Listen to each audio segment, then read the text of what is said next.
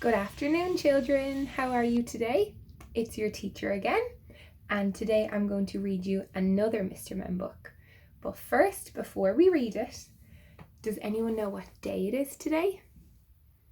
It's Sunday, you're right, and it's a special day today. Do you know what it is? It's Mother's Day. Well done.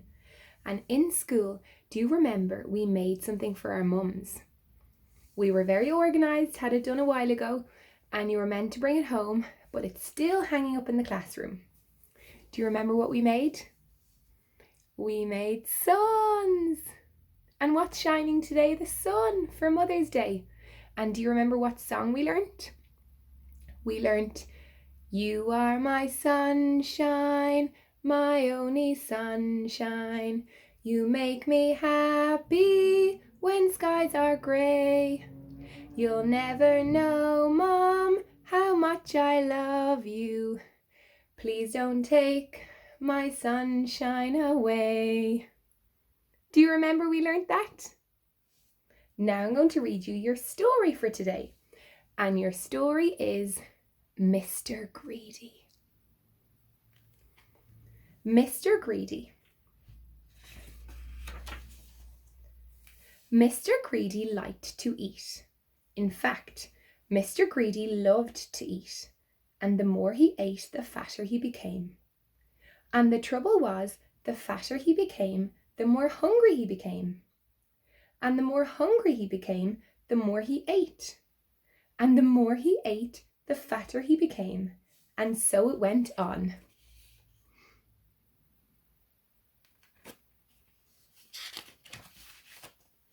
Mr. Greedy lived in a house that looked rather like himself.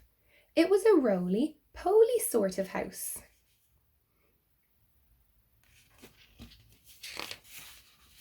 One morning, Mr. Greedy awoke rather earlier than usual. He'd been dreaming about food, as usual, and that had made him wake up feeling hungry, as usual. So Mr. Greedy got up, went downstairs and ate the most enormous breakfast. What do you think he ate? I'm going to have a think. I think he ate pancakes with chocolate. Let's see what he really ate. This is what Mr. Greedy had for his breakfast. Toast, 2 slices. Cornflakes, 1 packet. Milk, 1 bottle. Sugar, 1 bowlful. Toast, 3 slices. Eggs, 3 boiled. Toast, 4 slices. Butter, 1 dish. And marmalade, 1 pot. His tummy is going to burst. That's too much food for one person. When he had finished his enormous breakfast, Mr. Greedy sat back in his chair, smiled a very satisfied smile, and thought, "That was a delicious breakfast," he thought to himself. "Now, I wonder what would be nice to have for lunch." He decided in order to work up an appetite for lunch, he would go for a long walk. I wonder where he's going to go. That morning, Mr. Greedy walked and walked and walked. Then he discovered a cave. That's funny, he thought. I don't remember seeing that there before. He looks like he's just walking on a path. Maybe we'll see something on the next page. Mr. Greedy, being a curious sort of fellow, decided to explore. He entered the dark cave. Inside, he discovered some giant steps leading upwards. Mr. Greedy, being a curious sort of fellow, decided to climb them.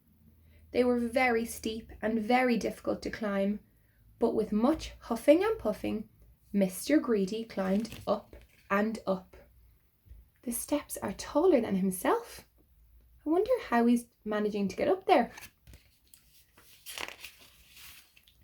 At the top of the steps, Mr. Greedy came to a door. It was, without doubt, the biggest door Mr. Greedy had ever seen, and it wasn't quite shut. Mr. Greedy, being a curious sort of fellow, decided to see what was on the other side of the door. So Mr. Greedy squeezed himself through a crack in the door and there before him was an amazing sight. The biggest room in the world! The floor was as big as a field. The table in the middle of the floor was as big as a house, and the chairs around it were as high as trees. Mr. Greedy felt very small. Then he sniffed. Coming from somewhere up on top of that gigantic table was the most delicious foody smell that Mr. Greedy had ever smelled. How is he going to get up there? Maybe he's good at climbing. He got up the stairs already. Mr. Greedy sniffed again and then decided that he must get up onto that table, so he began to climb up the leg of the enormous chair. It was very difficult and it took him a long time, but eventually Mr. Greedy stood on the table. Everything was larger than life. The salt and pepper pots were both as big as pillar boxes. They're taller than him as well. He looks very small. There was a bowl of fruit on the table, and Mr. Greedy tried to lift one of the oranges. And where is he gone? You can just see his feet. And Mr. Greedy, being Mr. Greedy, took a bite out of one of the apples there. Then he looked around. Look at the size of his tiny bite. Teeny tiny. I think if we were to take a bite, we would take a much bigger bite. Over on the other side of the table stood the source of that delicious smell. A huge, ginormous, gigantic, colossal plate, and on the plate, huge, ginormous, gigantic, colossal sausages, and the size of pillows. And huge, ginormous, gigantic, colossal potatoes the size of beach balls, and huge, ginormous, gigantic, colossal peas the size of cabbages. Mr. Greedy hurriedly ran across the table towards the plate, and being Mr. Greedy, began to eat. He began to eat all that food. I don't think he could fit all that in his stomach. Suddenly, a shadow fell across the plate, and Mr. Greedy found himself being picked up by a giant hand and looking into the eyes of a real-life giant. "And who," thundered the giant, "are you?"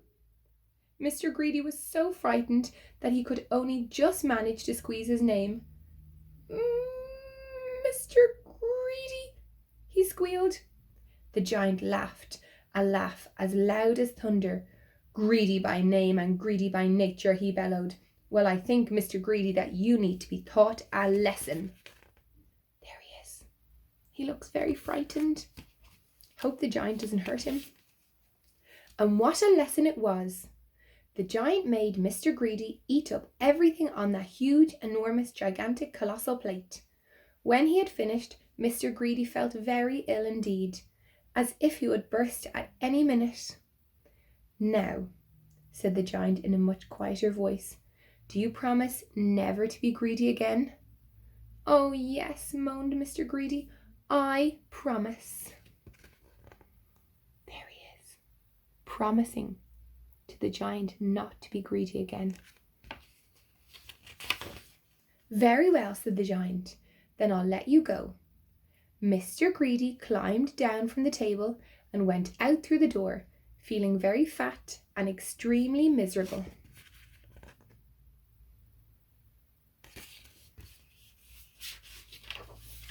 And do you know, from that day to this, Mr. Greedy has kept his promise.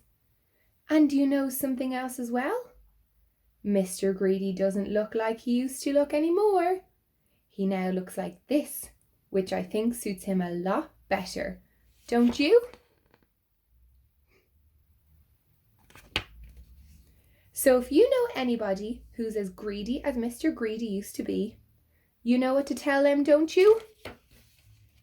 Beware of giants. That's the end of our story today. So tomorrow, boys and girls, it's Monday. the first school day of the week. And tomorrow we will read Mr. Happy, the third book in the Mr. Men series. And I can't wait to read it for you. So I'll see you tomorrow for Mr. Happy.